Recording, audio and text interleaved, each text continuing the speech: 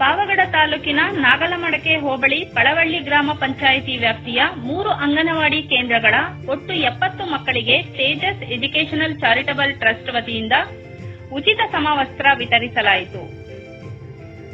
ಜಿಲ್ಲಾ ಪಂಚಾಯಿತಿ ಮಾಜಿ ಸದಸ್ಯರು ಹಾಗೂ ಟ್ರಸ್ಟ್ನ ಪ್ರಧಾನ ಕಾರ್ಯದರ್ಶಿಗಳಾದ ಗಾಯತ್ರಿ ಬಾಯಿ ಶಂಕರಮೂರ್ತಿಯವರು ಮಾತನಾಡಿ, ಮಕ್ಕಳನ್ನು ಅಂಗನವಾಡಿ ಕಾರ್ಯಕರ್ತೆಯರು ತಮ್ಮ ಸ್ವಂತ ಮಕ್ಕಳಂತೆ ಪ್ರೀತಿಯಿಂದ ಕಂಡು ಅವರ ಭವಿಷ್ಯ ರೂಪಿಸುವ ಜವಾಬ್ದಾರಿ ಹೊರಬೇಕು.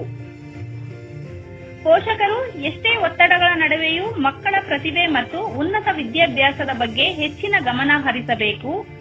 ಆಗ ಮಾತ್ರ ಮಕ್ಕಳ ಉಜ್ವಲ ಭವಿಷ್ಯ ಸಾಧ್ಯ ಎಂದು ತಿಳಿಸಿದರು. ನಂತರ ಟ್ರಸ್ಟ್ನ ಮಾರ್ಗದರ್ಶಕರಾದ ಶಂಕರಮೂರ್ತಿ ಅವರು ಮಾತನಾಡಿ, ನಮ್ಮ ಟ್ರಸ್ಟ್ ಕಳೆದ ವರ್ಷ ಪಿಯುಸಿ ವಿದ್ಯಾರ್ಥಿಗಳಿಗೆ ಉಚಿತ ಸಿಇಟಿ ತರಬೇತಿಯನ್ನು ನೀಡಲಾಗಿತ್ತು. ಜೊತೆಗೆ ಶಾಲಾ ಮಕ್ಕಳಿಗೆ ಬ್ಯಾಗ್ ಹಾಗೂ ಸಮವಸ್ತ್ರ ವಿತರಣೆ ಮಾಡುವ ಮೂಲಕ ಸತತವಾಗಿ ಶಿಕ್ಷಣ ಕ್ಷೇತ್ರಕ್ಕೆ ಶಕ್ತಿ ತುಂಬುತ್ತಿದೆ. ಇಂದಿನ ಮಕ್ಕಳೇ ಮುಂದಿನ ಪ್ರಜೆಗಳು.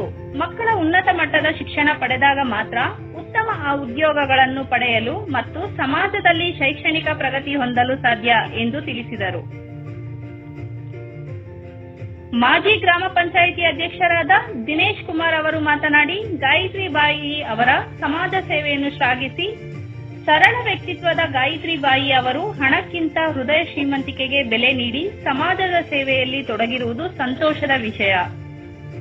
ಇವರು ಈ ಶೈಕ್ಷಣಿಕ ಕಳಕಳಿ ಇತರರಿಗೂ ಮಾದರಿಯಾಗಿದೆ ಎಂದು ತಿಳಿಸಿದರು.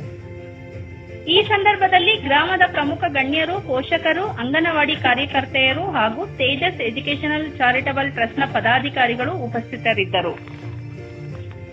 ನೀವು ಹೆಂಗೆ ಬೆಳೆಸ್ತೀರಾ ಹಂಗೆ ಬೆಳೀತಾರೆ ಅವರು.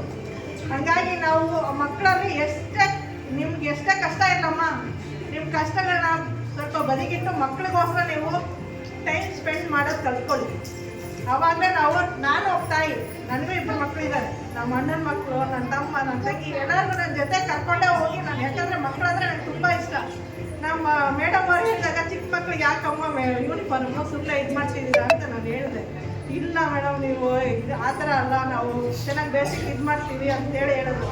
ಅದಕ್ಕೂ ಯಾರೋ ಸೋಲಾರವರು ಏನೋ ಇದು ಮಾಡಿದ್ದಾರೆ.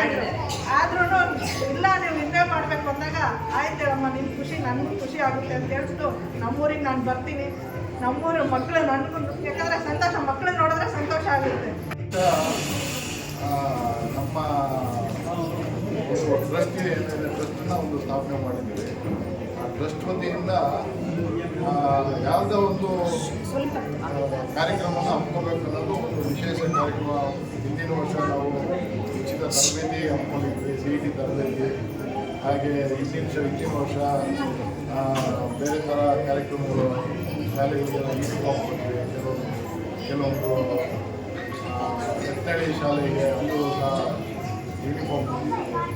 ಸೊ ಟ್ರಸ್ಟ್ ವತಿಯಿಂದ ಪ್ರತಿ ವರ್ಷ ನಾವು ಏನೋ ಒಂದು ಕಾರ್ಯಕ್ರಮ ನಡೆಸ್ತಾ ಇರಬೇಕು ಅನ್ನೋ ಒಂದು ನಮ್ಮಲ್ಲಿ ಆಸೆ ಶ್ರೀಮತಿಯವರು. ಸೊ ಅವರು ಪ್ರತಿಯೊಂದು ಆಸೆಗೆ ನಮ್ಮ ವಿಕಾಸೆಗೆ ನಿಂತ್ಕೊಂಡು ಸಣ್ಣ ಮಕ್ಕಳು ಅವರು ಶಾಲೆಯಲ್ಲಿ ಏನು ಅಂಗನವಾಡಿ ಶಿಕ್ಷಕರು ಅವ್ರು ಕೇಳಿಕೊಂಡು ನಮ್ಮ ಮಕ್ಕಳಿಗೆ ಯೂನಿಫಾರ್ಮ್ ಬೇಕು, ಎಲ್ಲರೂ ಒಂದೇ ಥರ ಕಾಣಲಿ ಅಂತ ಕೇಳ್ಕೊಂಡಾಗ ಅವರಿಗೆಲ್ಲ ಯೂನಿಫಾರ್ಮ್ ಕೊಡುವಂಥ ವ್ಯವಸ್ಥೆ ಮಾಡಿದ್ವಿ. ಸೊ ಹಾಗಾಗಿ ಮಕ್ಕಳು ಬೆಳೆಯೋ ಮಕ್ಕಳು ಏನಂತಂದರೆ ಇವತ್ತಿನ ಮಕ್ಕಳೇ ಮುಂದಿನ ಪ್ರಜೆಗಳು. ಸೊ ಇವತ್ತು ಸಣ್ಣ ಮಕ್ಕಳಲ್ಲಿ ಏನಿದೆ, ನಾವು ಏನು ಕಲಿಸ್ಕೊಡ್ತೀವಿ, ಒಳ್ಳೆತನ ಆಗಲಿ, ಒಳ್ಳೆಯ ಬುದ್ಧಿ, ವಿದ್ಯೆ, ಅದು ಮುಂದೆ ಅವ್ರಿಗೆ ಸಹಕಾರಿಯಾಗುತ್ತೆ. ಮೂಲವಾಗಿ ಸಣ್ಣ ಮಕ್ಕಳಲ್ಲಿದ್ದಾಗ ನಾವೇನು ಹೇಳ್ಕೊಡ್ತೀವಿ ಅದೇ ಮುಂದೆ ಅವ್ರು ಕ್ಯಾರಿ ಆಗುತ್ತೆ. ಸೊ ಒಳ್ಳೇದನ್ನ ಹೇಳ್ಕೊಟ್ರೆ ಒಳ್ಳೇದು ಕಲಿತಾರೆ, ಕೆಟ್ಟದನ್ನು ಕಲಿಸ್ಕೊಟ್ರೆ ಕೆಟ್ಟದ್ದು ಕಲಿತಾರೆ. ಸೊ ಅಂಥ ಸಮಾಜ ಇದೆ. ಸೊ ಹಾಗಾಗಿ ನಾವು ಮಕ್ಕಳಿಗೆ ಎಲ್ಲರೂ ನಾವೆಲ್ಲ ಸಮಾನವನ್ನು ಒಂದು ಭಾವನೆ ಬರಬೇಕಂದ್ರೆ ಒಂದು ಯೂನಿಫಾರ್ಮ್ ಇದ್ದರೆ ಸಮಾನತೆ ಬರುತ್ತೆ ಅನ್ನೋ ಒಂದು ಭಾವನೆ. ಸೊ ಹಾಗಾಗಿ ನೀವೆಲ್ಲರೂ ಯೂನಿಫಾರ್ಮ್ ಹಾಕ್ಕೊಂಡು ಶಿಸ್ತಾಗಿ ನಿಮ್ಮ ಒಂದು ಮುಂದಿನ ಶೈಕ್ಷಣಿಕ ಜೀವನ ಸುಗಮವಾಗಿ ಎಂದು ಹಾರೈಸ್ತಾ ಈ ಕಾರ್ಯಕ್ರಮಕ್ಕೆ ಕರೆದು ನಮ್ಮನ್ನು ವೇದಿಕೆಯಲ್ಲಿ ಮಾತಾಡೋಕ್ಕೆ ಅವಕಾಶ ಕೊಡೋಣ. ಒಂದೇ ಮಾತು ಮುಗಿಸ್ತೀನಿ. ಜೈ ಹಿಂದ್.